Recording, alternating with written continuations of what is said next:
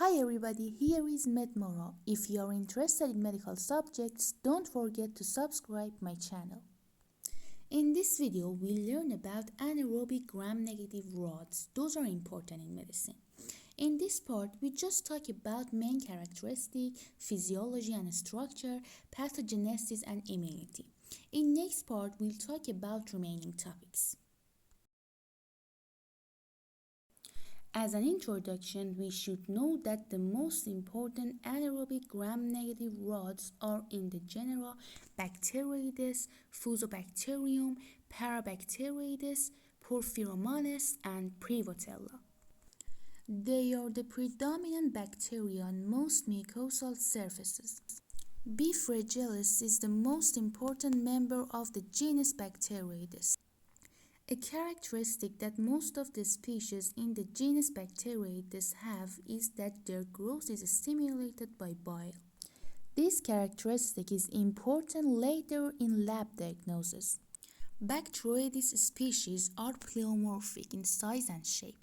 Other anaerobic gram-negative rods can be very small, like Porphyromonas and Prevotella, or elongated, like Fusobacterium. They stain weakly with the gram stain, so stained specimens must be carefully examined. Although B. fragilis grows rapidly in culture, for other anaerobic gram-negative rods it takes a long time to be detected in culture medium. In this table, we can see different species of this group of bacteria responsible for human disease.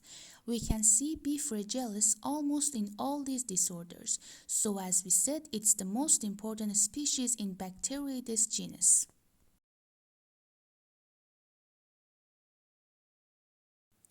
So now about physiology and structure of anaerobic gram-negative rods. Bacteroides have a typical gram-negative cell wall that can be surrounded by a polysaccharide capsule. It is mostly made by LPS, which has an endotoxin activity in most bacteria. But in Bacteroides, LPS has little or no endotoxin activity. Now we'll understand the reason, but first we should know that lipid A is the endotoxic component of LPS found in the outer membrane of gram-negative bacteria. It is responsible for inducing an immune response and causing fever in the host. So it has pyrogenic activity, means the ability to cause fever. Bacteroides has a unique lipid A structure that contains less phosphate groups than other gram-negative bacteria. This modification reduces the ability of B. fragilis to activate toll-like receptor 4, which is responsible for recognizing and responding to LPS in the host immune system. Therefore, having less phosphate in lipid A makes B. fragilis non-pyrogenic because it doesn't induce a strong immune response or fever in the host.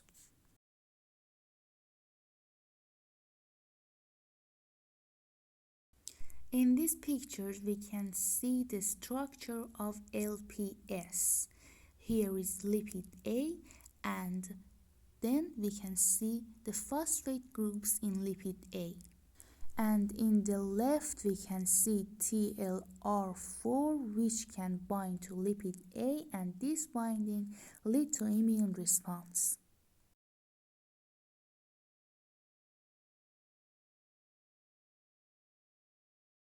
Now about pathogenesis and immunity.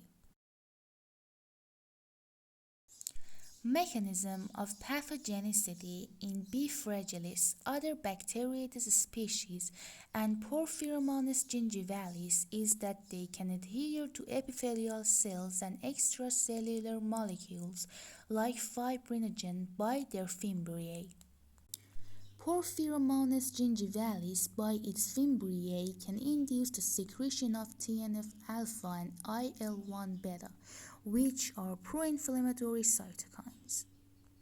B. fragilis and Prevotella melanogenica strains can also adhere to peritoneal surfaces more effectively because their surface is covered with a polysaccharide capsule. This capsule is also antiphagocytic, similar to other bacterial capsules, and of course it is the major virulence factor in B. fragilis.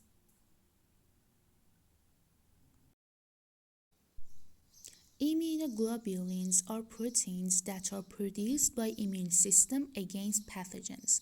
In Prevotella and Porphyromonas species, proteases which can degrade immunoglobulins are produced.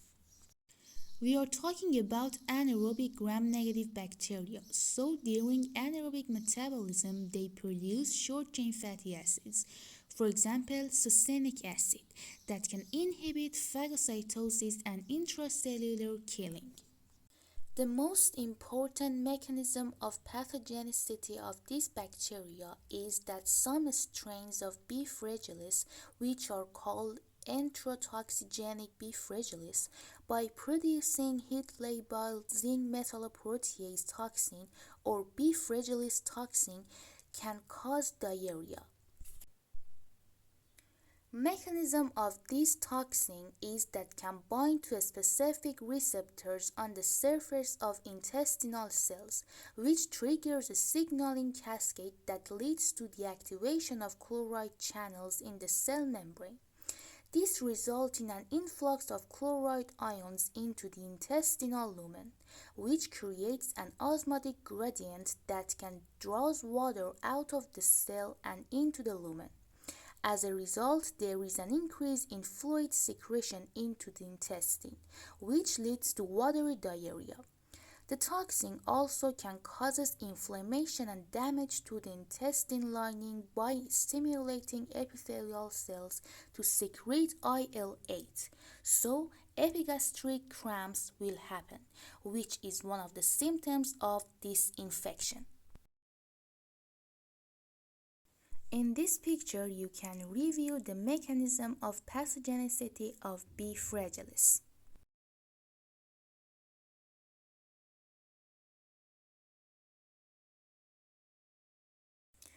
If this video was useful to you, don't forget to like and subscribe the channel. I will be so grateful.